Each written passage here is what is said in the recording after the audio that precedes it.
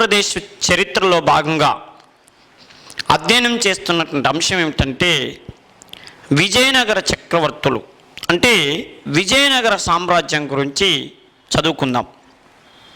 ఓకేనండి. విజయనగర సామ్రాజ్యం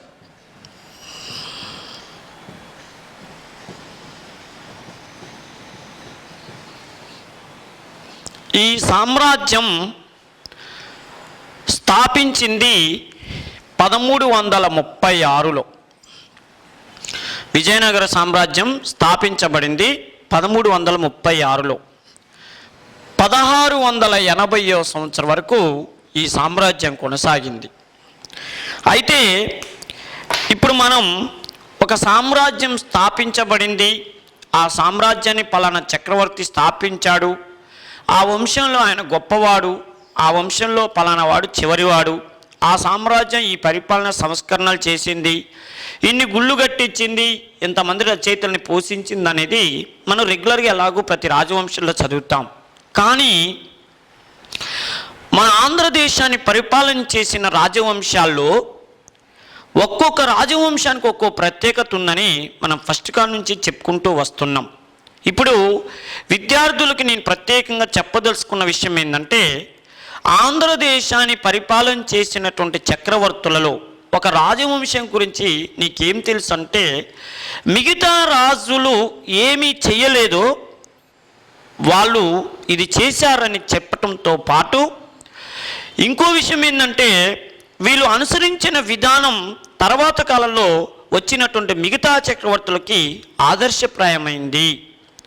అందుకని భారతదేశ చరిత్ర లేదా ఆంధ్రదేశ చరిత్ర ఉన్నంత కాలం, ఆ చరిత్రను చెప్పుకున్నంత కాలం ఈ రాజవంశాలు పలానా విషయంలో నెంబర్ 1 వాళ్ళకంటూ ఒక ప్రత్యేక ముద్ర వేశారు అని మనం ఆ రాజవంశం గురించి 4 లైన్లు చెప్పగలిగితే మనకు ఆ టాపిక్ మీద పర్ఫెక్ట్ అవగాహన వచ్చినట్టే లెక్క.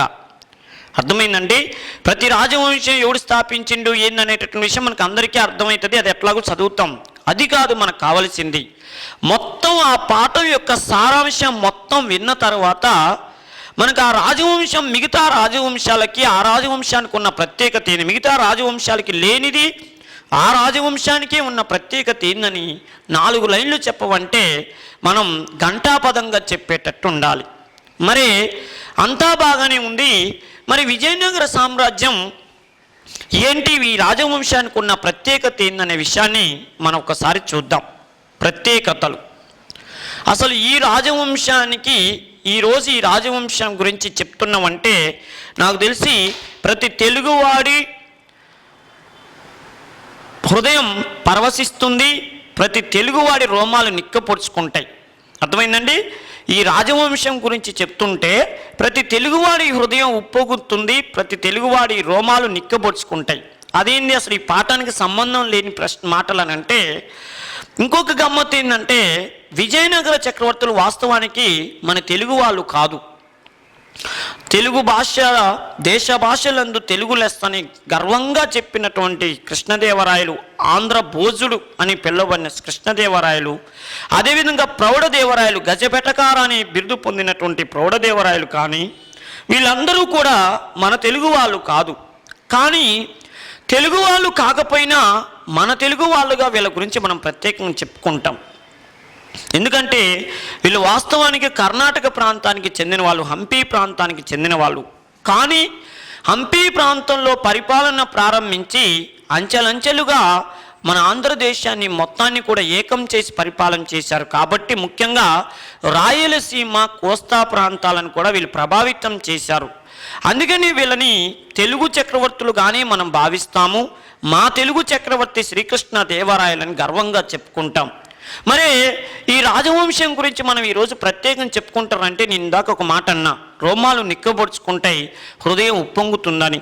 ఎందుకు ఆ మాట అంటున్నానంటే, ఆనాడు వీళ్ళు ఈ రాజ్యం స్థాపించేటప్పుడు 1336లో విజయనగర సామ్రాజ్యాన్ని స్థాపించేటప్పుడు భారతదేశంలో పరిస్థితి ఏందయ్యా అంటే మొత్తం ఇస్లాం మతం అయిపోయింది.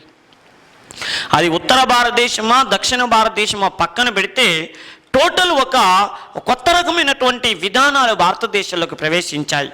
అంటే ఎప్పటి వరకు హిందూ మకరందంలాగా ఉన్న హిందూ మతంలోకి ఒక్కసారిగా కొత్త రకమైనటువంటి నీరు వచ్చి ప్రవేశించింది, కొత్త విధానాలు వచ్చినాయి. అంటే మన భారతదేశంలో హిందూ మతం అనేది పతనం అయిపోయి ఇస్లాం మతం అనేది డామినేషన్ చేసేటువంటి పరిస్థితి వచ్చింది 1336. ఢిల్లీ సుల్తాన్లు భారతదేశంలో హిందూ మతాన్ని అసలు నామరూపాలు లేకుండా చేయాలని ప్రయత్నం చేస్తున్న సమయంలో భారతదేశంలో, అది దక్షిణ భారతదేశంలో హిందూ మత ఉద్ధరణ కోసం స్థాపించబడినటువంటి రాజ్యం ఏదయ్యా అంటే భారతదేశంలో విజయనగర సామ్రాజ్యం.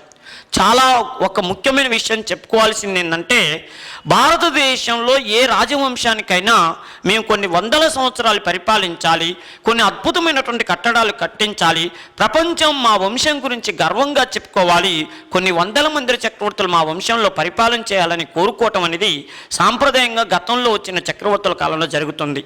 కానీ ఈ విజయనగర సామ్రాజ్యాన్ని పరిపాలన చేసినప్పుడు ఉన్నట్టు పరిస్థితులు ఏంటంటే, ఏదో గర్వంగా కొన్ని వందల సంవత్సరాలు పరిపాలించాలనో, మా రాజవంశం గురించి పుస్తకాలలో పేజీలు ఎక్కించాలనో, కొన్ని అద్భుతమైన కట్టడాలు కట్టించాలన్న ఉద్దేశంతో వీళ్ళు ఈ రాజ్యాన్ని స్థాపించలేదు. వీళ్ళ యొక్క ప్రధానమైన ఉద్దేశం, అసలు వీళ్ళ మెయిన్ ఏమే ఏందయ్యా అంటే హిందూ మతాన్ని ఉద్ధరించటం, హిందూ మత ఉద్ధరణ. భారతదేశంలో హిందూ మత ఉద్ధరణ కోసం స్థాపించబడినటువంటి రాజ్యాలు మూడే ఉన్నాయి హిందూ మతాన్ని ఉద్ధరించాలని. ఒకటి హిందూ మతాన్ని ఉద్ధరణ, దీన్నే రేపు హిందూ మతం అనకుండా హైందవ మత ఉద్ధరణ అంటాడు. హైందవ మతం అన్న హిందూ మతం అన్న ఒకటే. హైందవ మత ఉద్ధరణ ఉద్దేశంతో స్థాపించబడినటువంటి రాజ్యం ఏదయ్యా అంటే విజయనగర సామ్రాజ్యం. ఇప్పుడు మనం ప్రత్యేకతలు మాత్రమే చదువుకుంటున్నాం, విద్యార్థులు గమనించండి. అర్థమైందండి?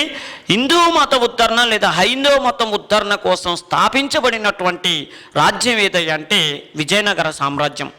ఒక ముఖ్యమైన విషయం ఏంటంటే, హిందూ మతాన్ని ఉద్ధరించడం కోసం వీళ్ళు ఒక్క రాజ్యంతో, ఒక ముస్లిం రాజ్యంతో కష్టాలు వల్లే హిందూ మతాన్ని ఎవరో ఢిల్లీ చక్రవర్తులు అనే వాళ్ళు ఇస్లాం రాజ్యాన్ని పరిపాలన చేసి ఇస్లాం రాజ్య పరిపాలన మొదలుపెట్టి మన దేశంలో హిందూ మతాన్ని కాలరాసే ప్రయత్నం చేస్తుంటే, ఆ ఢిల్లీ సుల్తాన్ల యొక్క పరిపాలనకి వ్యతిరేకంగా వీళ్ళు ఆ ఒక్క ఢిల్లీ సుల్తాన్లను ఎదిరించడానికే రేలే. విచిత్రం ఏంటంటే, వీళ్ళకి పక్కలో బల్యంలాగా ఎంతోమంది శత్రువులు ఉన్నారు. వీళ్ళకి పక్కలో బల్యంలాగా ఎంతోమంది శత్రువులు ఉన్నారు. ఓ ముఖ్యమైన విషయం ఏంటంటే, విజయనగర సామ్రాజ్యం 1336లో కర్ణాటకలో స్టార్ట్ అయినప్పుడు ఢిల్లీ సుల్తాన్లు పరిపాలన చేస్తున్నారు. అర్థమైందా అండి? నెక్స్ట్ విషయం ఏంటంటే, పక్కనే బహమనీ సామ్రాజ్యం అని చెప్పి, బహమనీ సామ్రాజ్యం 1347లో స్థాపించబడింది ఆ రాజ్యం. అదేవిధంగా ఈ బహమనీ సామ్రాజ్యం స్థాపించబడినప్పుడు ఒకటే బీజాపూర్, ఫస్ట్ గుల్బర్గా వచ్చింది, తర్వాత బీదర్కి వచ్చింది రాజధాని. ఫస్ట్ బహమనీ సామ్రాజ్యం గుల్బర్గాలో అల్లావుద్దీన్ హసన్ గంగు అనేవాడు స్థాపించాడు. ఆ తర్వాత ఈ రాజ్యము 1512వ సంవత్సరం నాటికి 5 ముక్కలైంది. 5 ముక్కలై ఉత్తర దక్షిణ భారతదేశం మొత్తం ప్రభావితం చేసింది. 5 ముక్కలు ఏంటంటే, ఒకటి బీజాపూరు, 2 బీదరు, 3 బీరారు, 4 ప్రత్యేకంగా ఏంటంటే అహ్మద్ నగరు, 5వది గోల్కొండ. చూడండి, 5 రాజ్యాలు స్థాపించబడ్డాయి. అంటే ఫస్ట్ స్థాపించబడినప్పుడు ఒక రాజ్యమే, కానీ తర్వాత ఏమైంది, 5 ముక్కలు అయిపోయింది. 5 ముక్కలు ఉండి వీళ్ళు ఎప్పుడూ కూడా విజయనగర సామ్రాజ్యాన్ని ఆక్రమించాలనే ప్రయత్నం చేశారు. చూడండి, ఉత్తర భారతదేశంలో ఢిల్లీ చక్రవర్తుల యొక్క ఇస్లాం మత ఛాందస భావాల నుంచి దక్షిణ భారతదేశాన్ని కాపాడాలని ప్రయత్నంతో స్థాపించబడింది. హిందూ మతాన్ని ఉద్ధరించడం కోసం స్థాపించబడింది విజయనగర సామ్రాజ్యం. తర్వాత చూడండి, వీళ్ళొక్కళ్ళతోనే గొడవ కాదు, మళ్ళీ చుట్టూ పక్కలో బల్లెల్లాగా 5 రాజ్యాలు ఉంటే 5 రాజ్యాలని కూడా ఎదుర్కొని సుస్థిరమైనటువంటి రాజ్యాన్ని స్థాపించబడినటువంటి రాజ్యం భారతదేశం లేదన్నా ఉందంటే అది విజయనగర సామ్రాజ్యం. ఇటు ఉత్తర భారతదేశ రాజ్యాలను ఎదుర్కొన్నది, అటు దక్షిణ భారతదేశ రాజ్యాలను ఎదుర్కొన్నది. ఏది? మత విషయంలో. అందుకని ఈ రాజ్యానికి భారతదేశ చరిత్రలో చాలా గొప్ప ఉన్నది రాజవంశానికి. ఇంకో ముఖ్యమైన విషయం గుర్తుంచుకోండి, భారతదేశంలో హిందూ మతాన్ని ఉద్ధరణ కోసం మొత్తం 3 రాజ్యాలు స్థాపించబడ్డాయి. ఒకటి, మనకి ప్రాచీన భారతదేశ చరిత్రలో మనకి ఎన్షియంట్ ఇండియాలో ప్రత్యేకంగా గుప్తుల పరిపాలన వస్తుంది. గుప్తులు ఏ ఉద్దేశంతో రాజ్యాన్ని స్థాపించారు శ్రీగుప్తుడు అని అంటే ప్రత్యేకమైన విషయం ఏంటంటే హిందూ మతాన్ని ఉద్ధరించాలని. ఎందుకంటే మన భారతదేశంలో గుప్త సామ్రాజ్యం వచ్చేంత వరకు అంతకంటే ముందు పరిపాలన చేసిన రాజులందరూ కూడా అయితే జైన మతాన్ని లేదా బౌద్ధ మతాన్ని, జైన మతాన్ని బౌద్ధ మతాన్ని లేదా అజీవక మతాలని చెప్పి రకరకాల మతాలను పోషించుకున్నారు, రకరకాల భాషలని అధికార భాషలు చేశారు. దీనివల్ల ఏమవుతుందంటే హిందూ దేశంలో హిందూ మతం అనేది కానరాకుండా పోతుంది. ఆ భావాన్ని అర్థం చేసుకొని హిందూ దేశంలో హిందూ మతం ఉద్ధరణ జరగాలి, మళ్ళీ పునరుద్ధరణ జరగాలి అని చెప్పి ఆ విధంగా అడుగులు వేసి హిందూ మతాన్ని మళ్ళీ శాశ్వతం చేయడానికి ప్రయత్నం చేసింది ఉత్తర భారతదేశంలో గుప్తులు. ఆ తర్వాత మళ్ళీ గుప్తుల తర్వాత మళ్ళీ చూడండి 1336 సంవత్సరంలో విజయనగర సామ్రాజ్యం స్థాపించబడింది. అది రెండవది.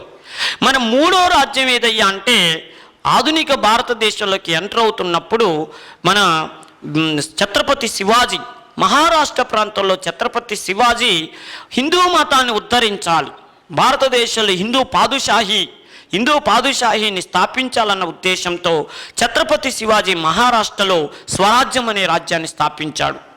ఆయన స్థాపించినప్పుడు చూడండి దుర్మార్గుడైనటువంటి ఔరంగజేబు మొఘల్ సామ్రాజ్యాన్ని పరిపాలన చేస్తుండు. దుర్మార్గుడైన ఔరంగజేబుని ఎందుకు అంటున్నానంటే హిందూ రాజ్యంగా ఉన్నటువంటి భారతదేశాన్ని సనాతనమైనటువంటి సున్నీ మతంగా తీర్చిదిద్దాలని చెప్పి ఔరంగజేబు శపథం చేశాడు.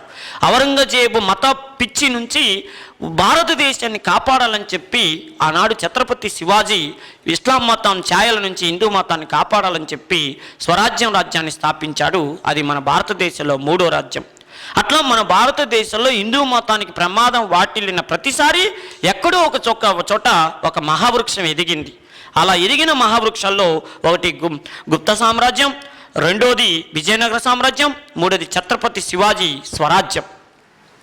ఇది మనం ఇక్కడ ప్రత్యేకంగా గుర్తుపెట్టుకోవాలి. ఇప్పుడు మన పాఠానికి అవసరమైన విషయం ఏంటంటే భారతదేశంలో హిందూ మత ఉద్ధరణ కోసమే స్థాపించినవని ఘంటాపదంగా చెప్పిన రాజ్యం అంటూ ఏదన్నా ఉందా అంటే ఇదే విజయనగర సామ్రాజ్యం. ఎందుకంటే ఇప్పటికీ ఎన్నో పోటీ పరీక్షల్లో ఎన్నోసార్లు అడిగారు, ఏంది విజయనగర సామ్రాజ్యాన్ని స్థాపించటంలో ప్రధాన లక్ష్యం ఏదన్నాడు.